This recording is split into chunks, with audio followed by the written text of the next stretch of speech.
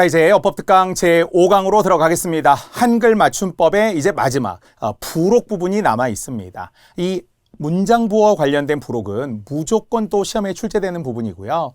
아주 중요합니다. 왜냐하면 우리가 어떤 시간을 정하고 문장 부호를 공부하지 않으면 그냥 스쳐 지나가듯이 마침표, 쉼표, 느낌표, 따옴표, 물음표 이렇게 그냥 그러려니 하고 넘어가는 부분이지만 시험은 굉장히 또 정확하잖아요. 그래서 한글 맞춤법을 크게 넓혔을 때 앞에서 우리는 소리에 관한 것으로 1강 했고요. 형태에 관한 것으로 또 2강을 했으며 띄어쓰기 3강 그리고 네 번째 이제 50일항부터 57항까지 그 밖의 것으로 했다면 이번 5강은 문장 부호와 관련된 부분입니다. 특히 이것은 뒤에 국어 문화 부분에서 북한의 말과 글, 북한의 문장 부호와 비교하는 문제들도 있어요. 그래서 지금 우리는 우리 남한의 대한민국의 한글 맞춤법을 기본으로 한 문장 부호를 먼저 공부하고 또 책을 통해서 북한에서는 우리 이제 한글 맞춤법이라고 하지만 북한은 조선 규범집이라고 합니다. 우리는 표준어라고 하잖아요. 북한은 문화어라고 합니다. 우리는 서울말을 기준으로 하지만 북한은 평양말을 기준으로 합니다. 이렇게 이제 차이로도 알고 있으시면 되는데요. 결론적으로 이제 문장 부호는 모두 21가지가 있어요. 그래서 숫자 21가지 어디에서 나올지 모르지만 분명한 것은 이 안에서 시험에 나오며 예문도 거의 그대로 활용합니다. 애초에 국립국어원이 발표해 놓은 이 문장 부호의 사례와 KBS 한국어 능력 시험에 나온 사례가 거의 일치합니다. 약간의 변형만 있을 뿐이고요. 자, 그런데 문장 부호는 우리 앞 시간에도 이야기했지만 본디 1988년도에 이게 1933년도부터 시작을 했지만 88년도 때 이제 제대로 우리가 이제 만들기 시작한 거예요. 그런데 2014년이니까요. 연도로 말하면은 무려 26년 만에 우리 띄어쓰기만 했잖아요. 26년 만에 개정을 합니다. 자, 그래서 그 이전에도 중요했지만 개정이 된 이후로도 더더욱 중요해요. 특히 요즘에는 원고지 우리가 쓰는 게 아니잖아요. 예전에는 원고지를 기준으로 뭐 마침표, 위치, 다시 한 칸을 4등분해서 앞쪽에 쓴다든지 큰 따옴표, 작은 따옴표도 역시 위치 잘 잡아서 우리가 적기도 했었는데 이제는 그냥 우리가 한글 자판으로만 주로 작업들을 하고 한글 문서로서 이렇게 작업을 하다 보니까 문장 부호의 중요성이 좀 약화된 측면이 있어요. 요즘 젊은 세대들 잘 몰라요. 그래서 KBS 한국어 능력 시험은 기본에 충실한 국어의 본질을 위한 시험이기 때문에 문장 부호를 필수 문제로 역시 출제하고 있습니다. 자, 그렇다면 우리는 21개를 먼저 이름으로 쭉 확인한 후 하나씩 빠짐없이 제가 설명해 드리도록 하겠습니다. 자, 흔한 것 마침표인데요. 북한에서는 그냥 얘를 점 이렇게만 합니다. 점을 찍는다. 물론 우리 점이라는 것도 흔히 우리가 마침표는 온점이라고 하고요. 쉼표는 반점이라고 많이 쓰기도 하는데 마침표와 쉼표는 분명히 다르니까요. 그래서 마침표를 써야 하는 경우가 있고 마침표를 쓰지 않는 경우가 있다. 이거는 이제 구별하시고요. 자, 물음표, 느낌표 충분히 할 만하죠. 자, 쉼표 중요해요. 쉼표를 쓰는 경우만 무려 15가지 경우가 있거든요. 그러니까 그냥 쉬면 쉬겠지, 열거할 때 쉼표 쓰겠지 이렇게 생각할 수 있지만 굉장히 세부적으로 우리 기출문제와 관련하면은 여러 개를 나열한 후 잘못된 하나를 찾으라고 하기도 하지만 쉼표의 사용이 잘못된 것은 줄임표, 말줄임표의 사용이 잘못된 것 이렇게 딱 한 가지의 다양한 용례를 문제로 주기도 하거든요. 쉼표가 가장 많아요. 무려 15가지. 가운데점이에요. 북한에는 가운데점이라는 명칭이 없는데 명칭에 이제 차이도 있으니까 추후에 공부하시면 됩니다. 쌍점이 있어요. 참고로 쌍점을 영어로는 콜론이라고 하고요. 쌍반점이라고 하는 세미콜론이라는 게 있는데 우리 국어에서는 쌍반점은 없어요. 그러니까 점은 2개 찍지만 하나의 점에 하나의 쉼표를 찍는 거 있잖아요. 이런 건 없어요. 원래는 이제 외국에서는 사용을 해요. 세미콜론, 쌍반점을 약간 쉼표의 역할처럼 쓰기도 하지만 우리는 쌍점만 기억하시면 되겠습니다. 자, 놀랍게도 쌍점을 포함하여 이 문장 부호와 관련된 띄어쓰기 문제도 나와요. 그러니까 이제 표기의 어떤 방식이나 종류를 아는 것도 중요하지만 띄어쓰기도 제가 꼭 곁들여서 설명해 드릴게요. 빗금, 큰 따옴표와 작은 따옴표의 엄청난 차이를 알고 있으시죠? 살짝 우리 보더라도 역시 문장 전체 큰 따옴표, 단어나 특정 단어나 구절을 강조할 때는 작은 따옴표. 하지만 또 문장 전체지만 작은 따옴표를 쓸 때가 있어요. 그래서 이것도 구별해야 합니다. 마음속으로 생각할 때, 따옴말 가운데 다시 따옴말이 있을 때, 이럴 때 우리가 또 작은 따옴표를 쓰기도 해요. 문장이지만 주의해야 합니다. 자, 괄호도 세 가지가 있는데요. 소괄호가 있고요. 중괄호, 대괄호. 바로 소, 중, 대인데 완전히 달라요. 차이가 커요. 그래서 소괄호와 중괄호, 대괄호. 물론 그중에는 이 대괄호와 관련된 시험 문제가 기존에는 가장 많았어요. 특히 한자와 음이 다를 때. 우리말과 한자, 예를 들어 낱말인데 괄호 속에 단어라는 한자가 들어있어요. 뜻은 같지만 음이 다르잖아요. 이것은 영어도 똑같은 거예요. 그래서 보통 우리가 어떤 영어와 관련해 세계보건기구, 그런데 WHO 이렇게 썼어요.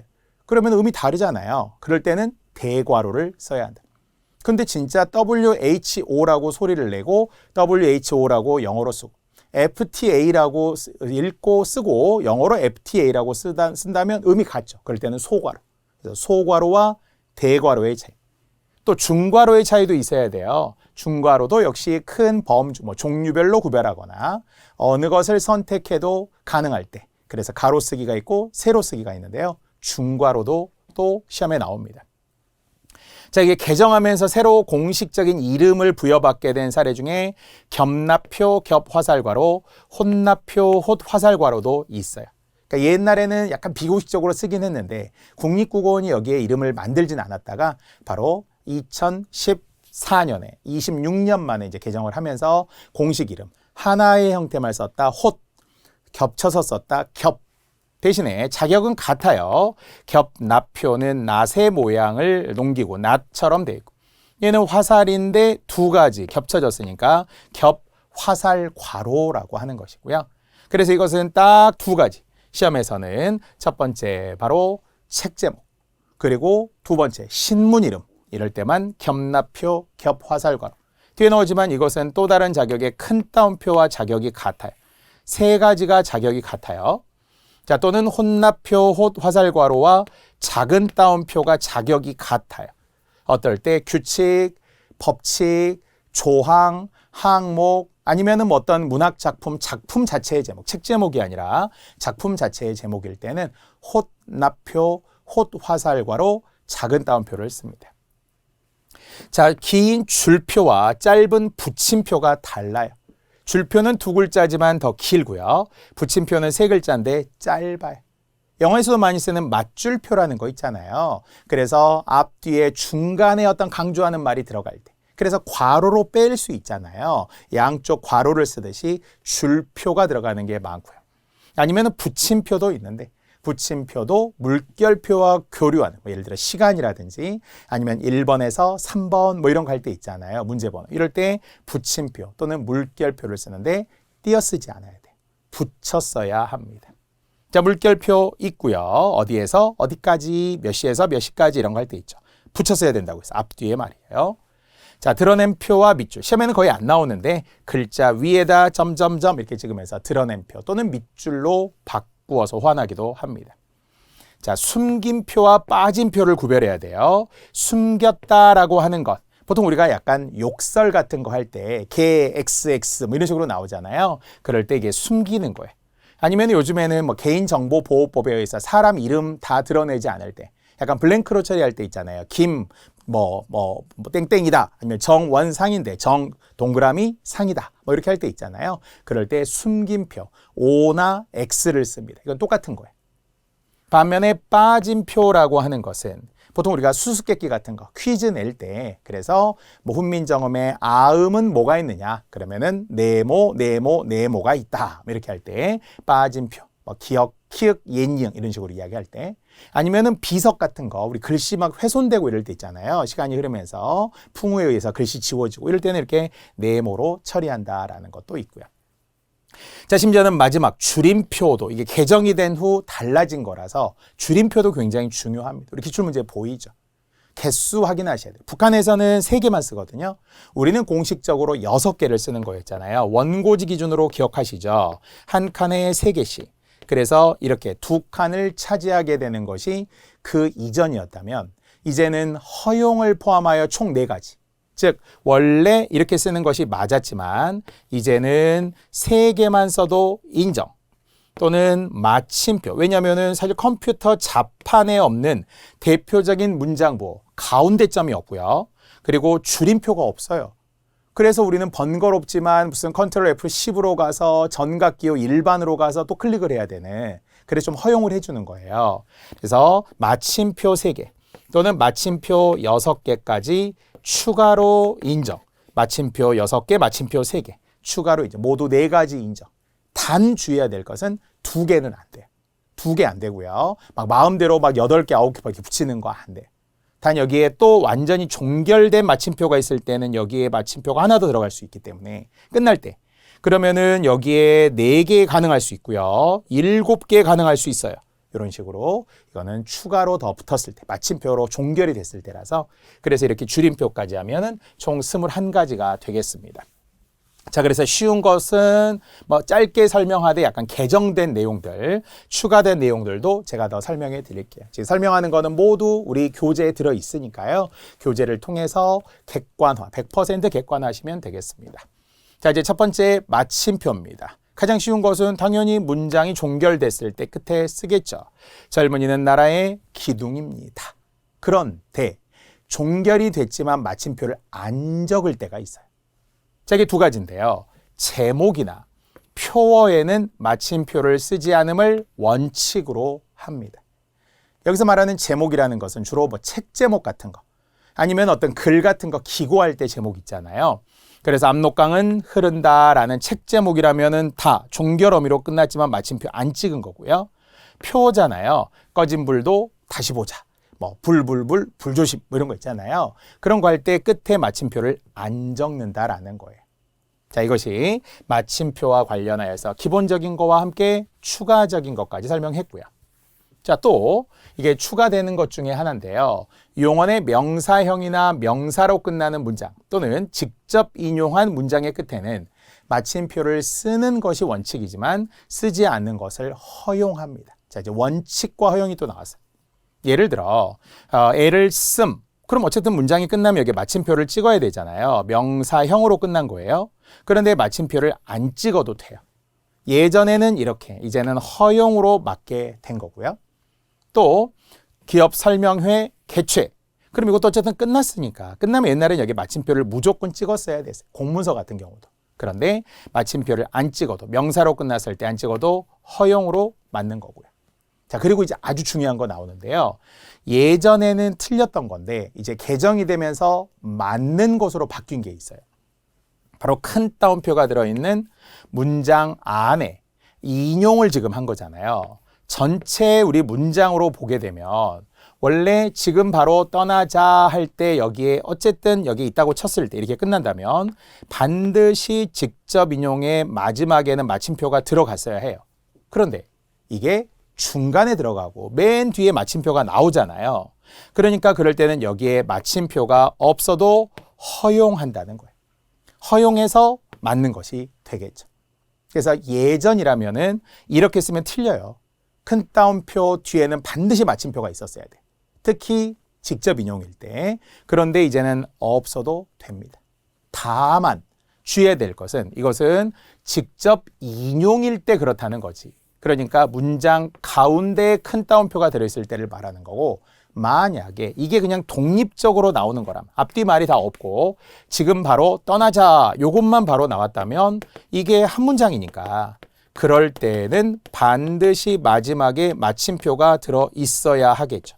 이럴 때는 반드시 있어야 되고요. 여기에 점이 없으면 안 돼요. 직접 인용이라는 거와 인용문 하나만 나올 때는 다른 거죠. 큰 따옴표인 것은 같았지만 자, 이렇게 마침표와 관련해서도 개정된 것, 허용되는 것, 둘 다 되는 것까지 확인하면 돼요. 시험에 나올 수 있는 마침표 아주 중요하고요. 자, 그리고 또 중요한 거 있어요. 역시 요즘 세대들이 제일 못하는 문장보가 하나 있어요. 연, 월, 일 적을 때 맨 마지막에 점을 안 붙여요. 자, 보면 1919년 3월 1일 그러면은 연, 월, 일의 마침표가 모두 들어가야 돼. 3번 들어가야 되는데 이상하게 끝에 안 붙여요. 이유는 모르겠어요. 근데 이것이 국가에서도 공문서들에서도 공무원들도 실수를 많이 해요. 그래 지금은 많이 바뀌긴 했는데 그래서 연, 월, 일에 모두 마침표를 찍는다. 점 3개.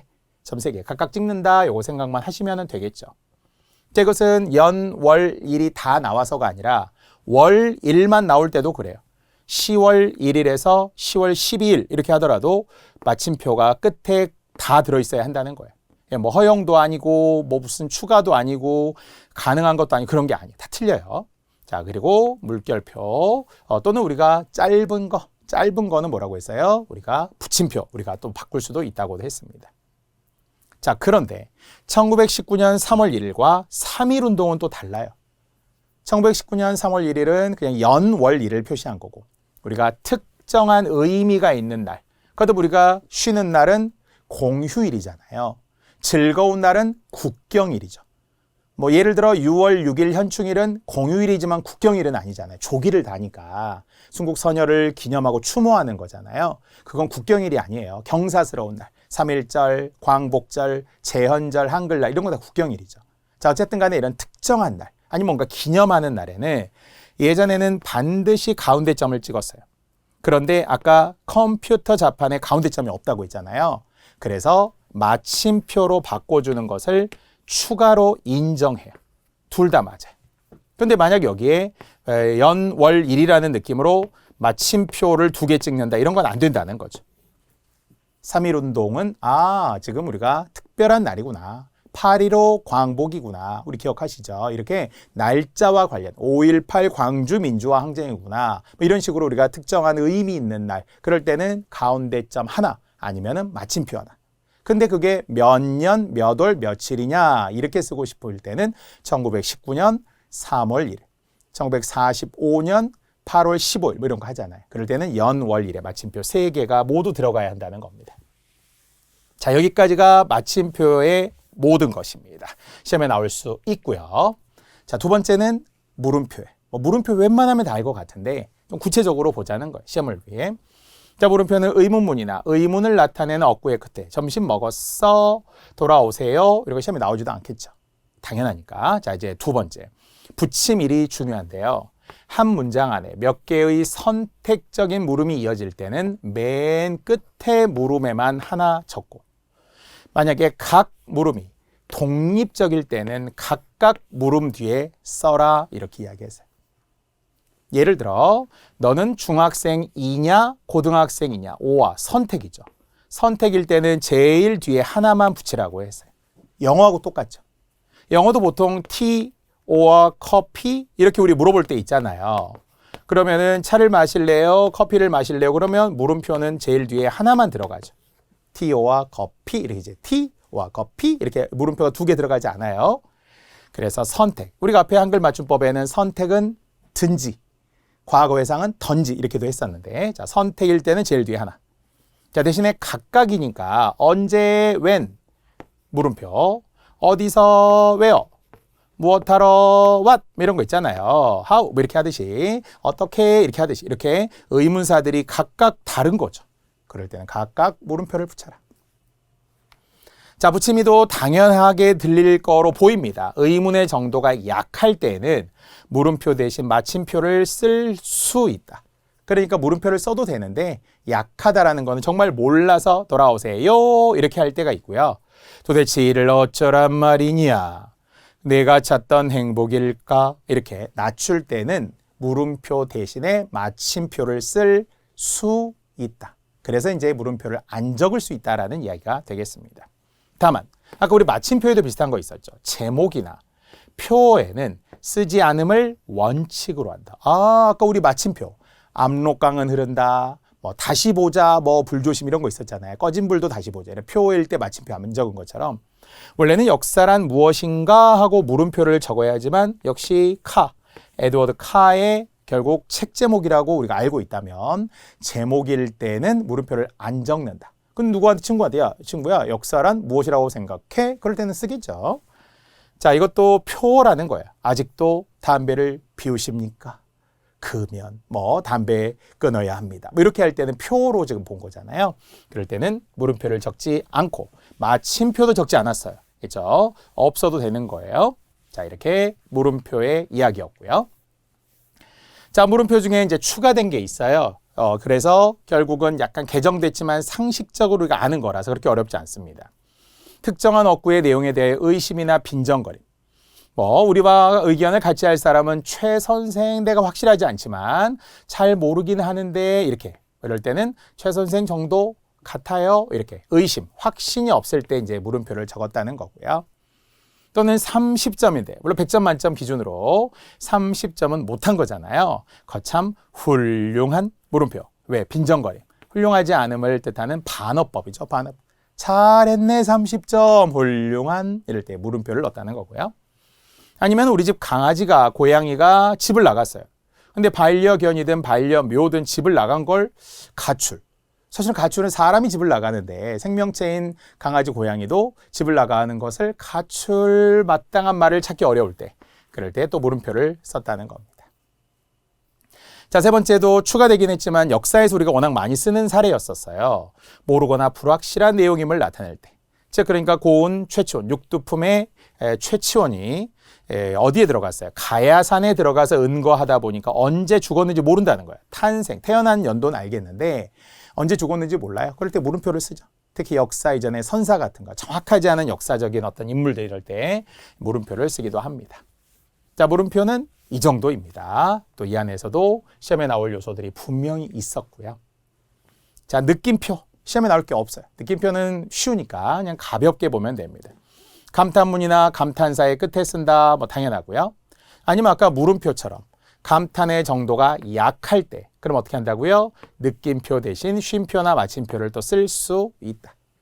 만약에 강에서 큰일 났구나 이럴 때는 느낌표를 적지만 벌써 끝났네. 날씨가 참 좋군. 이렇게 말이죠. 어도 그러네요. 어도 그냥 하고 느낌표를 쓰는 게 아니라 쉼표를 쓰기도 한다는 거죠. 자, 이런 정도도 역시 간단하게 확인할 수 있는 느낌표. 자, 이제 중요한 쉼표가 나왔어요. 쉼표만 무려 15가지라고 했잖아요. 저라면은 쉼표에서 다양한 문제를 낼 수 있기 때문에, 내고 싶기 때문에 쉼표를 좀 가장 강조하고 싶습니다. 첫 번째는 시험에 안 나오는 같은 자격의 어구를 열거할 때 A, B, C 이렇게 되겠죠.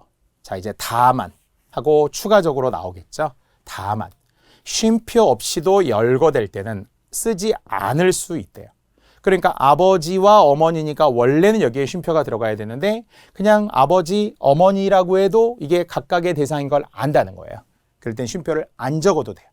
틀린 게 아니에요. 또 마찬가지로 너의 돈, 내 돈이잖아요. 그럴 때는 너의 돈과 내 돈을 구별하기 위해 원래 쉼표가 들어가야 하죠. 그런데 쉼표를 안 넣어도 된다는 겁니다. 자, 또 중요한 게 여기에 있는데요. 이게 두 가지를 동시에 묻고 있기 때문이에요. 첫 번째는 쉼표와 관련된 것도 같지만 여기에 말줄임표도 지금 보이죠. 그럴 때는 쉼표가 맨 뒤로 갈 때 A, B, C 다음에는 쉼표 없이 말줄임표만 쓰면 된다는 거고요. 만약에 A, B, C에 또 쉼표를 쓰고 이렇게 말줄임표를 쓰는 것은 안 된다는 이야기죠. 영어하고 똑같잖아요. 영어도 보면은 A, B, C 하고 띄어 쓴 다음에 etc, etc 이렇게 나가거든요. 그러니까 우리도 기타 등등 등이라는 의존명사 쓰는 거하고 똑같죠. 맨 뒤에는 쉼표를 적지 않아야 한다는 거예요. 자, 그런데 이 예문이 앞에서 언급했던 띄어쓰기, 쌍점과 관련된 띄어쓰기 뒤에 나오지만 바로 쌍점은 앞말에는 붙여 쓰고 뒷말에는 띄어 쓰거든요. 그래서 앞에 글자 쪽으로 이동해 있어요. 그리고 말줄임표는 최대 4가지 가능하다고 했잖아요. 6개 되고요. 3개 되고요. 마침표 6개 되고요. 마침표 3개 된다고 했습니다. 다만 이것은 광역시를 나열해. 우리 광역시 6개잖아요. 인천, 부산, 대전, 대구, 광주, 울산 이렇게 6개인데 그래서 그냥 여러 개 나열하고만 끝난 거지. 이게 종결의 마침표는 들어있지 않아요. 그래서 이렇게 쉼표, 쌍점, 띄어쓰기, 줄임표까지 예문 안에서 복합적으로 보시면 좋습니다. 자, 또 하나 짝을 지어 구별할 때 쓴다. 이 짝을 짓는다는 게 뭐냐면 상극인, 그러니까 서로 원수지간이잖아요. 그래서 우리는 뭐 견원지간 이런 것도 하듯이 개와 원숭이가 상극이고 닭과 지네가 상극이죠. 그러면 여기에 쉼표를 써줌으로써 둘 묶고 둘 묶음을 구별한다, 표시한다라는 거예요. 자, 이렇게 해서 번호로는 다만이 지금 포함되어 있지만 15가지 경우 중에 2가지가 나온 셈이고요. 또 가봅시다. 자, 시험에 나오지 않아요. 쉬워서 나오지 않은데 이웃하는 수를 계략적으로 나타낼 때 쓴다. 5, 6세기. 대략 5세기, 6세기쯤 이렇다는 이야기죠. 6, 7, 8개 정도 되는 것 같아. 이럴 때 쉼표를 쓰죠. 쉽고요. 아니면은 first, 첫째. 아니면 second, 둘째. 이럴 때 열거의 순서를 나타낼 때. 물론 쉼표가 없으면 첫째는으로 바꿀 수 있고요. 쉽습니다. 자, 이것도 쉽죠. 콩 심은 데, 콩, 나, 고, and 주로 대등하게 이어졌을 때, 팥 심은 데, 팥난다 할 때 쉼표를 적습니다. 자, 쉬운 것은 당연히 쉽고요. 자, 이것도 경제성, 뭔가 줄이고 싶을 때, 똑같은 서술어를 받을 때는 중간에 서술어를 없앤 후 쉼표로 이어간다는 거예요. 예를 들어 여름에는 바다에서 어떻게 하겠어요? 휴가를 즐기고 겨울에는 산에서 휴가를 즐기겠죠. 동일한 서술어기 때문에, 목적어 서술어기 때문에 결국은 중간을 뺀 후 여기를 쉼표로 처리한다. 무난하죠? 자, 또는 부르거나 대답할 때 지은아, 네 이런 거 할 때 쉼표를 적겠죠. 참고로 마침표를 적는 게 아니고요. 계속 이어지고 있는 말이에요. 진짜 네 하고 끝냈으면 마침표지만 네 지금 가겠습니다. 이렇게. 자, 8번째. 이것도 은근 중요해요. 앞말을 곧 다시 말해 등과 같은 어구로 다시 설명할 때 앞말 다음에 쓴다. 이게 뭐냐면 원래는 독립적으로 곧이라고 시작을 하면 뒤에 보통 쉼표를 써줍니다. 곧 다시 말하면 쉼표. 그런데 앞말에 이미 쉼표가 나와 있어요. 책에 서문, 곧 하면서 이제 서문이 무엇인지 머리말이라는 거잖아요. 이걸 다시 설명할 때는 앞에 쉼표를 적고 뒤에는 쉼표를 적지 않아요. 자, 똑같아요. 원만한 인간관계는 말과 관련된 예의, 즉 바로 언어 예절. 말과 관련된 예의가 언어 예절이죠. 그래서 그걸 똑같이 설명하려고 할 때는 뒤에 쉼표를 붙이는 것이 아니라 앞에 쉼표를 붙인 후 쉬어주라는 거죠. 경계를 주라는 거예요. 그것이 곧 다시 말하면 부연 설명할 때 그런 예들의 2가지로 지금 소개합니다. 곧, 즉, 다시 말해. 똑같은 거죠. 부연 설명 때. 쉼표가 앞에 들어간다. 절대 뒤에 오지 않아야 돼요. 자, 5번째. 자, 이것도 무난하죠. 보통 제시어나 이런 게 주제어가 나올 때 그 뒤에 넣겠죠. 돈이 인생의 전부이더냐. 이 열정, 이것이야말로. 이렇게 바로 앞에 뭔가 화두를 던진 거죠. 제시어, 주제어가 나오면 그 뒤에 쉼표를 적는다. 자, 또는 한 문장에 같은 의미의 어구가 반복될 때 또 앞에 쓰는 거예요. 애국심이라는 게 뭐예요? 바로 국가를 위해 헌신하는 마음, 나라를 사랑하는 마음이잖아요. 그럴 때는 또 여기 앞에 쉼표를 적어서 의미가 같은데 앞에서도 곧, 즉, 다시 말하면 이런 거 비슷하죠. 자, 11번 도침은 어렵지 않아요. 어머님 이리 오세요. 원래 이래야 되는데 이리 오세요. 쉼표. 어머님. 이렇게 문장의 어순을 바꾼 것. 이걸 우리가 도치문이라고 하잖아요. 그 사이에 쉼표를 적는다라는 것이고요. 자, 12번째. 이거 중요합니다. 이거 한번 잘 봐주세요. 이게 뭐냐면 약간 중의성을 해소하기 위해 우리 중의적 표현, 모호한 표현 뒤에 어법으로 나오잖아요. 중의성을 해소하기 위해 앞에 쉼표를 통해서 잘라주는 거예요. 경계를 구별하는 거예요. 예를 들어 만약 쉼표가 없었다면 울면서 떠나는 주체가 갑돌일 수도 있고 갑순일 수도 있어요. 그런데 쉼표를 적었다는 건 뭐예요? 갑돌이는 울면서 떠나는 것이 오직 갑순이만 되죠. 이제 갑돌이는 아니에요. 끊어졌기 때문에 갑돌이는 그럼 어땠어요? 배웅만 한 거예요. 그래서 어순에 의하면은 울면서 떠나는 갑순이를 갑돌이가 배웅한 거죠. 쉼표가 없으면 중의적인 문장으로 모호한 문장이니까 비문이 돼요.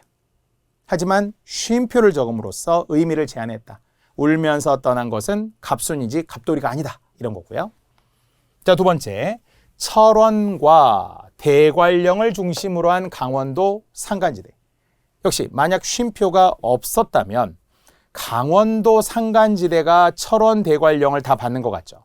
그런데 쉼표를 붙였다는 것은 대관령이 산간지대이지 철원은 산간지대가 아니에요. 그래서 철원은 철원대로 끝난 거고요. 강원도 산간지대는 대관령만 받는 거예요. 거듭 의미를 제한하고 뒷말과 구별하기 위해서 직접적인 관계에 있지 않음을 밝히기 위해 쉼표를 붙였다. 중요해 보이죠? 자, 13번째. 문장 중간에 끼어든 어구의 앞, 뒤에 쓴다. 앞, 뒤에 쓴다는 게 중요해요. 두 번 써야 된다는 거겠죠? 끼어든 구절이라는 것은 없어도 되는 거죠.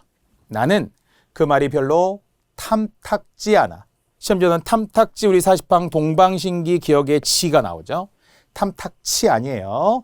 탐탁지, 생각지, 용납지, 깨끗지, 허락지 우리가 했잖아요. 자, 그래서 앞뒤에 끼어든 구절의 앞뒤에 구절의 중간에 끼어든 어구의 앞뒤에 쓴다. 대신에 이것은 줄표, 우리 맞줄표라고 했잖아요. 긴 줄표입니다. 두 개의 줄표를 쓸 수 있다. 끼어들었을 때. 그래서 쉼표 두 개 또는 줄표 두 개. 자, 또 끼어든 어구 안에 다른 쉼표가 들어있을 때는 줄표를 쓰는 게 좋겠죠. 왜냐하면 아까 바꿀 수는 있다고 했지만 여기도 쉼표, 여기도 쉼표, 여기도 쉼표 그럼 복잡해 보이잖아요. 중간에 여기 쉼표가 있을 때는 앞, 뒤에는 바로 줄표만을 써야 하겠죠. 헷갈리지 않게 하려고 그렇습니다. 자, 쉼표 13번째고요. 자, 이제 마지막 14번째, 15번째까지 이어지죠. 많다고 했습니다. 자, 14번째 크게 어렵진 않지만 이것도 개정된 내용에 들어온 건데요. 특별한 효과를 위해 끊어 읽는 곳을 나타낼 때 내가 뭔가 강조하는 거예요. 정말 그 일을 할 수 있을까에 내가 뭔가 강조하려고 했다는 거예요. 효과를 주고 싶어서. 아니면은 우리가 우리만이 뭐 이런 거 있죠. 뭐 연극이나 뮤지컬 뭐 이런 거 할 때 보면은 이렇게 강조하고서 끊어 읽기 위해서 한 번씩 쉬어주기도 합니다. 자, 15번째 짧게 더듬는 말. 자, 이것도 뭐 추가되어 있지만 전혀 어렵지 않아요. 부정행위라니 생각조차 서서 선생님 뭐 이런 거 있죠. 이렇게 약간 더듬거릴 때 쉼표 씁니다. 당연합니다. 자, 이래서 최대 15가지 쉼표였고요. 자, 이제 가운데점입니다. 자, 가운데점 중요해요. 북한에는 가운데점이 없어요. 마침표, 쉼표 이런 걸로 대체하기 때문에 그런데요. 자, 열과어구들을 일정한 기준으로 묶어서 나타낼 때 아까와 약간 비슷하죠. 아까는 우리 쉼표 할 때 뭐라고 했냐면은 상극인 거 두 가지 하면서 쉼표를 적었죠. 자, 비슷한데 이거는 짝을 구별하기 위해 누가 같은 편이라는 거예요. 민수영이가 같은 편이고 선미준호가 같은 편일 때 같은 편일 때 짝일 때는 가운데점. 대신에 이제 편이 다르니까 쉼표를 통해 구별한 거죠. 네모넣기 가능하고요. 또는 짝을 이루는 어구니까 비슷해요. 한국, 이탈리아, 양국 할 때 가운데점. 빨강, 초록, 파랑 우리가 삼원색이라고 할 때 가운데점. 자, 그런데 이게 이제 개정된 내용이 들어있어요. 아까 뭐라고 했죠? 컴퓨터 자판에 없는 가운데점과 줄임표라고 했잖아요. 그래서 가운데점 대신에 쓰지 않아도 되고요. 아니면은 쉼표를 쓸 수도 있다는 거예요. 한국, 이탈리아, 양국 간에 간도 우리 띄어쓰기 아까 했어요. 의존명사 간이 있고 전미사 간이 있지만 일반적으로는 띄어쓴다고 했었죠. 그래서 가운데점을 안 적기도 하고 아니면은 쉼표를 쓰는 것도 가능하다. 그래서 추가가 된 거죠. 굳이 번거롭게 가운데점 쓰지 마. 그래서 가운데점 대신에 마침표를 쓰는 것도 있고 쉼표를 쓰는 것도 있었어요. 아까 우리 했잖아요. 3.1운동. 3.1운동 가운데점이지만 이제는 마침표를 쓰는 것은 추가로 가능하게 된 거였고 반면에 여기다 쉼표를 쓰면 안 되겠죠. 쉼표를 쓰면 안 되고요. 대신에 빨강, 초록, 파랑이 짝을 이룰 때 3원색으로 각각에 대등할 때 그럴 때는 마침표를 쓰는 게 아니라 쉼표를 쓰라고 했어요. 쉼표. 여기다 마침표 쓰면 끝나는 거잖아요. 종결되는 거니까. 그래서 마침표로 바꿀 수 있는 가운데점이 있고 쉼표로 바꿀 수 있는 가운데점이 있다. 구별해야 합니다. 자, 가운데점이고요. 자, 또 줄여서 쓸 때 예전 우리가 많이 썼던 거잖아요. 상중 하위권. 윗권을 모두 받으니까 상위권, 중위권, 하위권의 이 자리에 가운데점이죠. 금은 동메달 우리 많이 줄여서 쓰잖아요. 메달을 공통적으로 받으니까. 그런데 또 쉼표를 쓸 수 있다. 아까 우리 빛의 삼원색 하듯이 빨강, 파랑, 노랑 하듯이 상중 하위권 쉼표 가능. 금은동 가능. 그래서 우리 역사에서 보면 영정조 시대 우리 많이 하잖아요. 대부분 이렇게 썼잖아요. 영정조. 그런데 추가된 내용에 의하면 이제는 무엇으로? 쉼표로 바꿀 수 있다는 거죠. 영정조도 가능. 됐죠. 쓸 수 있다. 가운데점과 쉼표 호환이 될 수 있다라는 점. 다만 특정한 날과 관련할 때 3.1운동, 8.15 광복할 때는 가운데점 대신에 마침표 하나만 쓸 수 있다는 것. 자, 이제 6번째 쌍점입니다. 북한말에 없다고 했잖아요. 자, 쌍점. 자, 표제 다음에 해당 항목을 들거나 설명을 붙일 때 쉽습니다. 문방사우 쌍점 되겠죠? 종이 붓, 먹, 벼루. 일시 쌍점 우리 많이 보았잖아요. 자, 그런데 숨어있는 우리 기출문제에 뭐가 있다고요? 띄어쓰기. 띄어쓰기에 의하면은 앞말에 붙여 쓰고 뒷말에 띄어쓰는. 앞말에 붙여 쓰고 뒷말에 띄어. 그러니까 우리가 원고지 기준으로 말하면 원고지의 가운데 쓰는 것이 아니라 한 칸 안에 약간 앞쪽에 쓰라는 거죠. 한 칸을 약간 반 칸으로 나눈다라고 했을 때. 그래서 앞말에 붙이고 뒷말에는 반 칸 띄어 쓰는 셈이 되겠죠. 자, 또 숨어있는 일시라는 말은 날짜와 시간이 포함되는 거잖아요. 그래서 반드시 시간이 들어가야 일시. 일자라고 할 때는 날짜만 들어가면 되는 거지만 일시할 때는 시간이 들어가고 특히 문서 같은 경우는 시간은 주로 공문서 24시각제라고 하죠. 예를 들어서 오후 2시 안 되고요. AM, PM 안 되고요. 14시에서 18시 이런 식으로 24시각제로 써야 한다고 하죠. 자, 희곡에서 김과장, 뭐 그럴 수 있죠. 물론 띄어썼네요. 김과장. 역시 쌍점 띄어쓰기 보이고요. 쌍점이 온다는 것. 또 시, 분, 장, 절 할 때도 쌍점을 쓰는데 이 안에 숨어있는 띄어쓰기는 있어요. 오전 10시에서 10시 20분이라고 했을 때 이때는 쌍점을 쓰되 다 붙였어야죠. 앞뒤를 무조건 붙였어야 돼요. 앞에 붙이고 뒤에 띄어쓰는 게 아니에요. 이럴 때는. 의존명사 대, 의존명사래잖아요. 일반적으로는 띄어쓰는 의존명사죠. 띄어쓰기에서 우리가 배웠잖아요. 그런데 숫자가 올 때는 이제 붙여 쓰는 것이긴 한데 대 느낌의 쌍점이죠. 65대 60, 주로 뭐 농구 경기 같은 점수라고 한다면. 띄었으면 65대 60인데 숫자 오면 또 얘는 붙여도 허용이에요. 뒤는 띄어야 하고요. 다만 쌍점일 때는 또 모두 붙여야 돼요. 천군 대 백군 모두 붙이고 대가 오면 앞뒤로 띄었습니다. 저기 붙임에 나오죠. 쌍점의 앞은 붙여 쓰고 뒤는 띄어 쓰는데 다만 3, 4 바로 여기죠. 3, 4에 한해서는 쌍점의 앞뒤를 모두 붙여 써야 한다고 했어요. 그래서 이 붙임 조항에 들어있는 띄어쓰기가 실제 기출문제에 잘 나와요. KBS 한국능력시험에. 그래서 동시에 사실 거듭 요즘에 이제 멀티잖아요. 복합적이라고 이야기하잖아요. 동시에 해줘야 돼요. 문장 보호하면서 띄어쓰기도 보고. 우리 사실 어문 규정하면서 어휘의 의미도 공부했던 것도 같잖아요.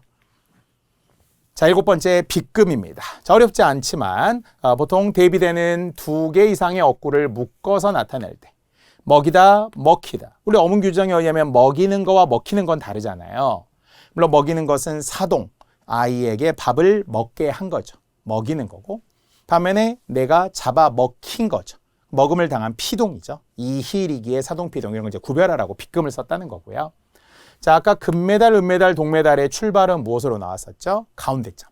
금, 은, 동메달 묶어갈 때 줄일 때 가운데점. 대신에 쉼표 가능했죠. 이제는 빗금으로 금메달, 은메달, 동메달 가능합니다. 근데 뒤에는 안 붙여요. 경계가 되는 가운데에 붙이는 겁니다. 자, 또 기준 단위당 수량을 표시할 때 보통 우리는 10m per 세크 이거 하잖아요. 그 퍼에 해당하는 빗금이에요. 또는 개당 1,000원 할 때 빗금. 자, 또 이것도 띄어쓰기 문제로 시험에 나왔더라고요. 행이 바뀔 때, 또 연이 바뀔 때, 자, 행이 바뀔 때는 이렇게 한 줄로 이렇게 닿았을 때, 왜냐면은 이게 4줄짜리거든요. 산에 피는 꽃은 저만치 혼자서 피어있네. 김소월의 시인데요. 산유화라는. 자, 그런데 이럴 때는 빗금 하나. 행으로서 표시하는 건 빗금 하나. 뒤에 안 붙여요. 자, 근데 연일 때는 2번. 근데 이 행이 나왔다가 이제 뒤에 연 구별이 여기에 있다는 거죠. 구분할 때. 그럴 때는 끝에 2개. 줄표, 빗금 2개죠. 빗금 2개. 근데 끝에는 안 붙였어요. 이렇게 끝났기 때문에. 자, 그래서 이것도 빗금의 앞뒤에 1, 2에서는 붙여 쓰고 1, 2에서는 붙여 쓰는 거고요. 3에서는 띄어 쓰는 것을 원칙으로 하되 지금 여기가 띄어 써 있는 거예요. 이렇게. 시의 행인데 원래는 분명히 달라져야 하는 행이지만 한 줄로 썼기 때문에 이거는 띄어 쓰기를 해준 거예요. 자, 그런데 띄어 쓰는 걸 원칙으로 하는데 붙여 쓰는 것도 허용한다. 원칙 허용. 자, 또 이래서 대비되는 어구가 2어절 이상일 때 여기는 지금 1어절만 나왔잖아요. 근데 만약 2어절 이상일 때는 앞뒤를 띄어쓸 수도 있다. 이런 것도 있습니다. 숨어있는 또 빗금의 띄어쓰기였고요. 자, 이제 따옴표 2가지. 큰 따옴표, 작은 따옴표 구별하기로 했어요. 큰 따옴표는 일단 쉽고요. 문장 전체, 직접 대화. 자, 기억하시죠? 만약 이게 대화 전체일 때는 여기에 마침표가 반드시 들어있었죠. 반드시. 여기에 마침표 없으면 안 돼요. 단, 아까 우리 직접 인용.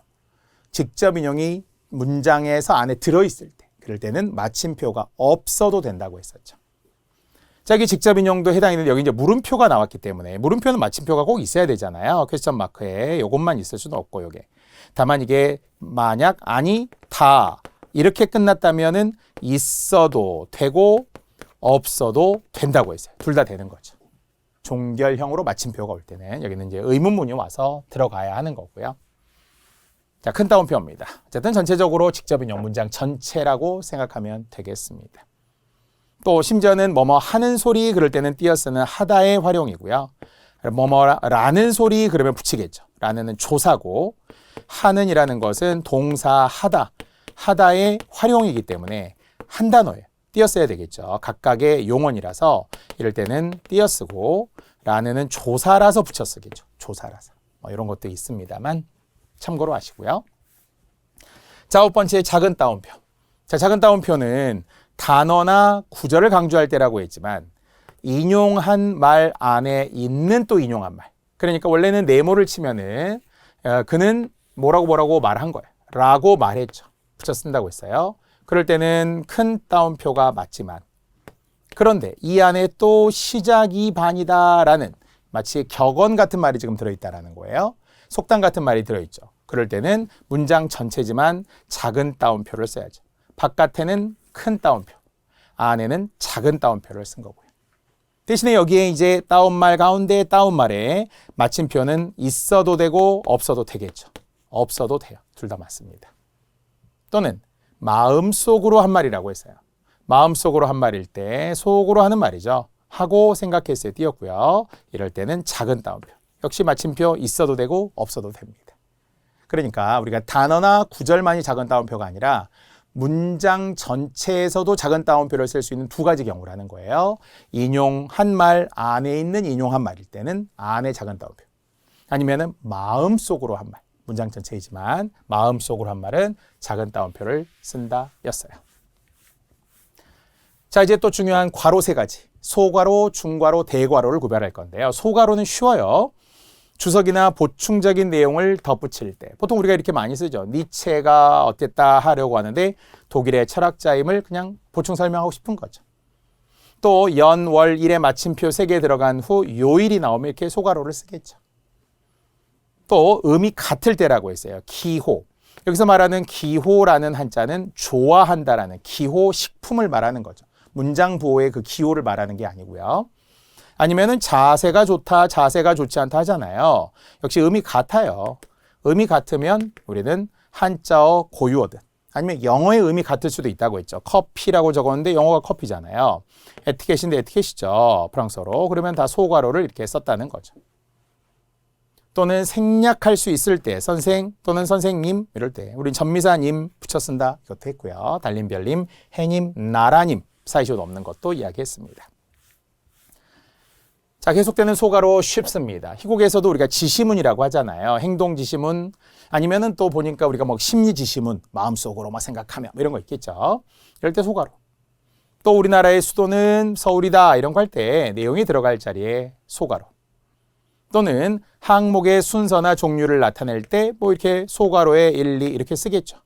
물론 우리는 이제 항목 표시와 관련해서 1 쓰고 또는 가나 다라 쓰고 그 다음에 괄호 1 쓰고 괄호 가 쓰고 또는 양쪽 괄호 1 쓰고 양쪽 괄호 가 쓰고 원문자 1 쓰고 원문자 가 쓰고 이런 것들이 이제 항목 표시거든요. 책 같은 거 만들 때도 그렇고요. 또는 공문서 작성할 때도 이런 게 기본으로 들어가죠. 자, 그럴 때 바로 이 괄호에 소괄호 같은 게 들어간다는 거죠. 소괄호. 자, 여기까지도 쉽습니다. 자, 이제 중괄호 중요하다고 했어요. 중괄호는 두 가지가 있거든요. 가로 쓰기와 세로 쓰기. 자, 그중에 세로 쓰기는 같은 범주에 속하는 여러 요소를 묶어서 보일 때 보통 국가의 성립 요소를 세 가지, 3요소라고 하거든요. 요소 이야기가 나올 때 이렇게 세로로 길게 쓰는 것이 중괄호가 되겠습니다. 보통 우리가 이제 선생님들에 따라서 막 이렇게 쓰기도 하잖아요. 근데 이런 기호는 공식적인 문장 보호가 아니라는 거예요. 요소로 나눌 때, 소설의 3요소, 주제 구성 문체, 소설 구성의 3요소, 인물, 사건, 배경 이런 거 요소를 나눌 때 중괄호를 세로 쓰기로 쓰고 또는 가로 쓰기가 있는데요. 열거된 항목 중 어느 하나가 자유롭게 선택될 수 있을 때 어떤 걸 써도 다 가능할 때 중괄호를 가로 쓰기로 옆으로 길게 쓴다는 거죠. 밑으로 쓰는 건 세로 쓰기니까. 자, 그래서 만약 조사 아이들이 모두 학교에 갔어요. 되고요. 학교로 갔어요. 되고요. 학교까지 갔어요. 물론 조사의 의미는 조금씩 달라요. 처소냐 방향이냐 보조사냐 이런 식으로 격조사 보조사의 차이가 있긴 하지만 가로 쓰기와 세로 쓰기에 중괄호가 있고요. 자, 이제 가장 중요한 대괄호입니다. 자, 대괄호는 괄호의 모양 이렇게 쓰는 게 대괄호라는 것은 아시죠? 자, 이 경우가 최대 두 가지가 있긴 하지만 좀 세부적으로는 달라요. 자, 그러면서 바깥의 괄호, 안의 괄호. 안의 괄호는 소괄호, 바깥의 괄호는 대괄호. 괄호가 연달아 나올 때. 자, 두 번째, 가장 중요한 게 이거죠. 이제 음이 다를 때.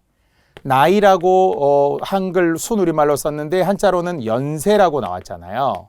음이 다르면 대괄호. 낱말인데 단어라고 썼죠. 손발인데 수족이라고 썼죠. 음이 다를 때 대괄호. 아까 음이 같으면 소괄호라고 했어요. 이것은 영어도 마찬가지고요. 순서가 바뀌어도 돼요. 한자를 안 적고 나이라고 연세라고만 써도 돼요. 한글로 써도 다르잖아요. 음이 다르면 대괄호. 아니면 word, 낱말인데 영어로 word, 음이 다르죠. 또는 국제연합인데 UN이 음이 다르죠. 대괄호. 아까처럼 자유무역협정, 한미, FTA 우리 이런 많이 얘기했었잖아요. 음이 달라요? 그럴 때 대괄호. 근데 음이 같아요? 그러면 소괄호라는 거죠. FTA라고 한글로 적고 영어로 FTA라고 적고 있지만 음이 같으면 소괄호. 자, 국제연합인데 유나이티드 네이션 음이 다르죠. 대괄호. UN인데 UN에 해당하는 유나이티드 네이션에 해당하는 UN이라는 말이 음이 건 같다고 봐야죠. 줄여서 말한 것뿐이니까 UN이 같죠. 그러면 소괄호. 그래서 예전에는 고요와 한자어가 많이 나왔고요. 최근에는 영어가 많이 나와요. 외래어고 많이 활용을 하니까 정확하게 소괄호인지 아니면은 대괄호인지 구별하세요. 참고로 이럴 때는 중괄호 전혀 아니에요. 중괄호는 세로 쓰기, 괄호 쓰기 딱 한 가지 경우밖에 없거든요. 자, 또 원문에 관한 이야기까지 해서 세 가지가 나오긴 하는데 이 시험에는 잘 안 나옵니다. 이게 뭐냐면 원문이라는 것은 지금과 다른 옛날의 문헌들 있잖아요. 우리도 뭐 훈민정음 당시 표기도 있을 것이고요. 개화기 때 지금과 다른 표기 있어요. 그러면 원문에는 뭐라고 나왔다라는 걸 설명하기 위해서 원문에 대한 이해를 돕기 위해는 대괄호를 적는다까지 하나 더 보셔도 되겠습니다. 자, 이렇게 소괄호, 중괄호, 대괄호까지 했고요. 자, 또 중요한 납표, 화살괄호 두 가지가 있다고 했어요. 겹이 있고 호치 있다고 했었죠. 그런데 쉬운 것은 겹납표, 겹화살괄호, 큰 따옴표를 쓰는 게 딱 두 가지밖에 없다고 그랬어요. 그래서 외워도 돼요. 책 제목, 신문. 책 제목, 신문만 외우시면 됩니다. 여기 그대로 나오죠. 책 제목이나 신문 이름일 때는 겹납표, 겹화살괄호를 쓴다는 거예요. 기출문제 있어요. 우리나라 최초의 민간신문. 맞아요. 한국사 공부할 때 민간신문이 있고 아니면은 정부에서 만든 신문이 있는데 민간에서 만든 신문이 1896년 서재필이 만든 독립신문. 신문 이름이죠. 겹나표를. 아니면은 뭐라고 써도 된다는 거예요? 겹화살괄호 독립신문. 큰 따옴표 독립신문. 셋 다 가능하다고 했습니다. 물론 한성순보라는 정부에서 만든 최초의 신문도 있고요. 또 훈민정음에다가 여기에 겹나표를 쓴 이유는 뭘까요? 이것이 책 제목이니까. 일종의 유네스코 세계 기록 유산으로 지정된 책 제목이기 때문에 저기에 겹나표를 쓴 거죠. 역시 겹화살괄호 큰 따옴표 가능하다는 거예요. 참고로 훈민정음은 훈민정음 해례본. 여기서 말하는 책 제목은 해례본이라는 책 제목을 말하는 거고요. 세종대왕이 만든 문자 이름, 백성을 가르치는 바른 소리라는 문자 이름을 말하는 게 아니에요. 그랬으면 그냥 작은 따옴표만 썼겠죠. 안 써도 되고요. 여기는 책이니까 겹을 썼다. 또 신문 한성순보 보이죠? 둘 다 같다고 했어요. 호환할 수 있다고 했어요. 겹화살괄호와 겹나표, 큰 따옴표까지. 또 윤동주의 유고 시집, 죽은 다음에 발간한 시집 있잖아요. 하늘과 바람과 별과 시라고 한 윤동주의 영화, 동주라는 영화의 맨 마지막 대사로 나오기도 합니다. 시집이에요. 책 제목이에요. 그래서 겹나표, 겹화살괄호 큰 따옴표를 씁니다. 그래서 큰 따옴표까지 쓸 수 있다고 했어요. 독립신문, 하늘과 바람과 별과 시. 됐죠? 자, 반면에 이제 이 시집 속의 윤동주의 많은 시들, 우리가 들어본 듯한 서시, 십자가, 참회록, 별에는 밤, 간, 자화상 이런 시들이 있겠죠. 이런 시는 이제는 작은 따옴표나 아니면은 혼나표나 홑화살괄호를 쓰겠죠. 큰 책 제목인지 작은 문학 작품의 제목인지에 따라 이게 달라져야 돼요. 딱 두 가지만 외우라고 했어요. 책 제목과 신문 이름은 겹나표, 겹화살괄호, 큰 따옴표를 쓸 수 있어요. 나머지라고 외우면 되겠죠. 호태에 해당하는 것은 그 나머지라는 거 뭐냐? 소제목, 그림이나 노래와 같은 작품 제목, 상호, 법률, 규정 뭐 이런 거 있죠. 우리가 앞에서도 한글 맞춤법 제 몇 항 이런 이야기 했잖아요. 그것도 다 혼나표, 홑화살괄호, 그리고 작은 따옴표까지도 쓸 수 있다고 했어요. 그래서 이런 표시가 홑 하나로 보이죠? 홑나표입니다. 작품 제목이라고 했어요. 작품 제목, 간판도 되고요. 아니면 이게 지금 두 가지가 있겠죠. 한강. 여기서 말하는 한강은 노벨 문학상, 최초의 노벨 문학상 작가 이름인 한강이 아니고요. 어떤 사람이 만든 아마도 사진집에, 원래 책은 아름다운 땅이고요. 사진집이니까 거기에 있는 그냥 예술 작품이에요. 사진 작품에다 한강이라는 제목을 붙인 거죠. 그렇죠? 물론 노벨 문학상을 받은 한강이라는 작가 이름이라면 성과 이름 붙였을 거고요. 띄었으면 안 되겠죠. 거기에 소년이 온다. 이런 원래는 이제 책 전체 제목이잖아요. 그러면은 그 소년이 온다라고 하면 거기에 겹나표, 겹화살괄호 이런 거 하면 되겠죠. 채식주의자 이런 책 제목이니까 겹을 써야 할 것이고요. 자, 혼나표, 홑화살괄호 대신에 작은 따옴표를 쓸 수 있다. 역시 세 가지 동시에 이야기했어요. 자, 그래서 여러분이 아는 어떤 한강이라는 또는 아름다운 땅이 아니라 여기 이제 소개만 한 거니까 사진집이니까 겹을 아니면 거기에 예술 작품이니까 호틀 이렇게 이제 구별해서만 알면 됩니다. 자, 이렇게 구별하되 결국 중요한 것은 겹을 쓰는 두 가지. 책의 제목 그리고 신문 이름만 겹, 나머지는 홑 이렇게 아시면 된다고 했어요. 자, 이제 나머지는 얼마 남지 않았어요. 짧게 빨리 갈 수 있습니다. 자, 우리 줄표는 주로 긴 맞줄표의 느낌이라고 했죠. 사이에 들어가는 거. 다만 부제의 앞뒤에 쓴다. 그러니까 이게 표제예요. 표제는 환경보호, 이게 더 큰 거고요. 환경 중에서도 숲 가꾸기 이게 이제 부제니까 부제의 앞, 뒤에 줄표 두 개 들어가는 거고요. 반면 하나만 쓰기도 해요. 다만 뒤에 오는 줄표는 생략할 수 있기 때문에 아까 표제 뒤에 오는 부제를 표시하려고 여기에 줄표 하나를 쓰고 나머지는 뒤에는 생략해도 돼요. 다만 줄표의 앞뒤는 띄어 쓰는 것을 원칙으로 하고 붙여 쓰는 걸 허용한다고 했어요. 여기는 지금 띄어서 나온 거죠. 띄어서 나온 거니까 띄어쓰기. 여기는 이제 뒤에니까 작은 따옴표니까 안 띄었겠죠. 요 사이를 지금 이야기하는 거고요. 여기도 띄어 쓴 겁니다. 띄어 쓰는 것이 원칙, 붙여 쓰는 걸 허용. 다만 줄표가 아니라 붙임표는 다르다는 거죠. 붙임표는 100% 말 그대로 붙였어야 돼. 붙임표는 붙여 쓰고요. 줄표는 띄어 쓰는 것이 원칙, 붙여 쓰는 것을 허용합니다. 줄표의 모든 거고요. 자, 이제 붙임표. 자, 방금 붙임표 이야기했죠. 무조건 붙여 써야 한다라고 했습니다만. 자, 이제 줄표는 길고 붙임표는 짧은 거라고 했어요.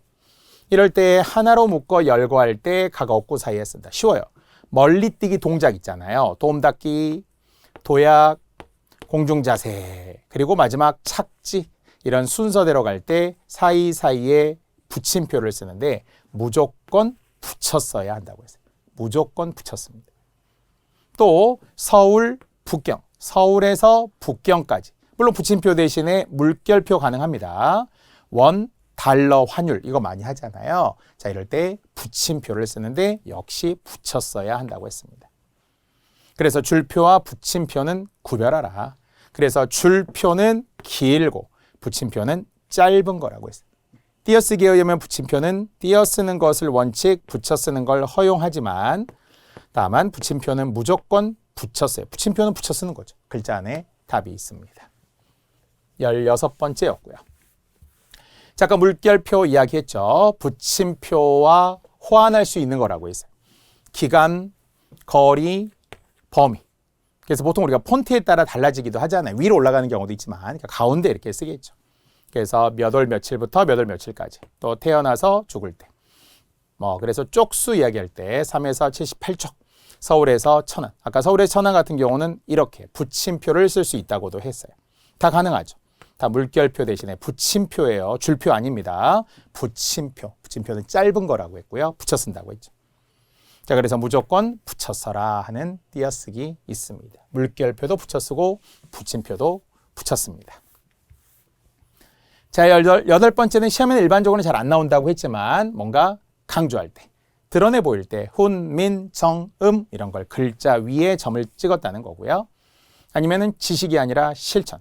이럴 때는 밑줄 대신에 또는 드러낸 표 대신에 작은 따옴표를 쓰기도 합니다. 강조하려고. 큰 따옴표는 안 되겠죠. 전체가 아니니까. 자, 19번째 숨긴 표 아까 대략 했어요. 욕설 또는 뭔가 이름 중에 개인정보보호법 이런 이야기를 했잖아요. 그래서 비속어 같은 거 할 때 이런 XXX 이렇게 하잖아요. 또는 555 이런 말이 약간 비속어일 때. 아니면은 뭔가 비밀 유지, 밝힐 수 없을 때 사람 이름들, 무슨 육군, 부대, 군 역시 아무래도 비밀 이런 거 많이 하잖아요. 보안이 있기 때문에 사람 이름 등 O 또는 X 이것을 숨긴표라고 했어요. 주의해야 될 것은 숨긴표와 바로 뒤에 나와 있는 빠진표와 구별해야 돼요. 빠진표는 네모라고 했잖아요. 이런 자리에 네모를 치면 안 돼요. 동그라미나 X는 숨긴표예요.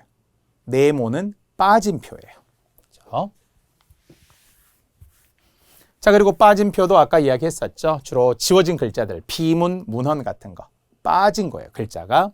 아니면 들어가야 할 자리. 아까 퀴즈 문제 같은 거 있었죠. 아음이 뭘까? 훈민정음에서 세 개가 있어요. 기역과 키읔과 옛니응이 있어요. 이런 거 할 때 네모, 네모, 네모의 석자다 이렇게 했어요. 이것은 빠진표입니다. 다시 한번 이 자리에 숨긴표, OX와 같은 숨긴표가 들어가면 안 됩니다. 숨긴표도 두 가지, 빠진표도 두 가지가 경우로 나와 있고요. 자, 이제 마지막 줄임표입니다. 중요하다고 했었죠. 기출에 있죠. 이유는 개정됐기 때문에 그렇다고 해서 허용이 됐기 때문에 추가가 된 거죠. 자, 일반적으로 할 말을 줄였을 때 줄임표인데 예전에 의하면은 이것만 맞았겠죠. 6개, 원고지 2칸이라고 했어요. 자, 그리고 이게 종료된 직접 인용이기 때문에 여기 마침표가 지금 또 들어있는 거잖아요. 물론 종료되었을 때 직접 인용에 없어도 된다고 했어요. 없어도 된다고 했지만 그러면은 마침표로 이게 바뀌면 총 7개의 점이 가능할 수도 있다는 거예요. 4개도 가능해. 근데 2개는 안 된다고 했어요. 8개, 9개 이런 거 마구 되는 게 아니에요. 이거 똑같죠. 말이 없음을 나타낼 때 근데 말을 안 하고 있죠. 6개, 3개, 마침표 6개, 마침표 3개. 끝에는 다시 마침표 가능합니다. 여기에서도 역시 줄임표 이야기들이 이제 계속 나오고요. 다만 이제 추가됨에 대한 이야기를 우리가 보아야 해요. 자, 그래서 지금 6개 우리가 쓰지만 가운데 찍는 대신에 아래쪽에 찍을 수도 있고요. 6점 대신에 3점을 찍을 수 있다. 다 찍을 수 있다, 찍을 수 있다가 가능하게 된 거죠. 그래서 최대 4가지라고 했어요. 최대 4가지. 다만 6개인데 여기에 마침표가 하나 더 나오니까 7개가 되는 거죠. 7개로 종료가 지금 된 거예요. 종결. 6개도 가능하다고 했어요. 생략도 가능합니다만. 마침표 포함해 6개. 끝난 건 아니니까 이어지고 있으니까요. 3개의 마침표. 그러면은 총 4개로도 바꿀 수 있겠죠. 3개, 3개. 그렇죠? 자, 그리고 역시 줄임표의 앞뒤를 띄어 쓰는 세 번째 경우에까지도 나와 있습니다. 줄임표는 일반적으로 붙여 쓰는 거라고 했어요. 붙여 쓰죠. 자, 그러네 다만 3번에서 3이라는 것은 지금 여기를 이야기하는 거죠. 여기가 문장이 끝난 다음에 그리고 또 끝난 다음에 지금 뭔가 일부 생략이 됐기 때문에 여기만 앞뒤로 띄어 쓰는 거고요. 나머지는 붙여 쓴다. 그리고 아까처럼 나열하는 광역시하고 나열했을 때 A, B 뒤에 줄임표 앞에는 쉼표를 붙이지 않는다고 했었죠. 여기까지도 우리는 모두 다 설명이 완료되었습니다. 자, 포함하여서 우리는 줄임표까지 이제 모두 다 끝나게 된 거고요. 아까 우리 추가로 6점 2014년 개정된 다음에 3점 또는 아래 6점, 아래 3점 가능하다. 단 2점, 5점 안 되는 것이 기출문제로 나와 있고요. 자, 그래서 이제 줄임표와 관련된 내용이 4점, 7점도 가능할 수 있음을 추가로 덧붙여 드렸습니다. 자, 우리는 문장부 한글 맞춤법 기준으로 보면은 이제 부로 계속하기는 하는데요. 21가지. 제가 하나도 빠뜨리지 않고 낱낱이 설명해 드렸으니까 이 강의를 듣는 것만으로 여러분은 문제 맞을 수 있어요. 다만 좀 더 구체적으로 한 번 더 책을 통해서 확인하시면 되겠습니다. 자, 이렇게 해서 우리는 한글 맞춤법의 모든 영역을 정말 1시간 꽉 채워서 제가 여러분들에게 다 차근차근 설명해 드렸습니다. 자, 이렇게 우리는 전체 강의 중에 5강까지 이제 마무리를 했고요. 다음 시간에는 표준어 사정원칙, 또 표준 발음법 등 표준어와 관련된 또 새로운 내용으로 재밌게 시작해 보시죠. 이 시간은 여기까지입니다.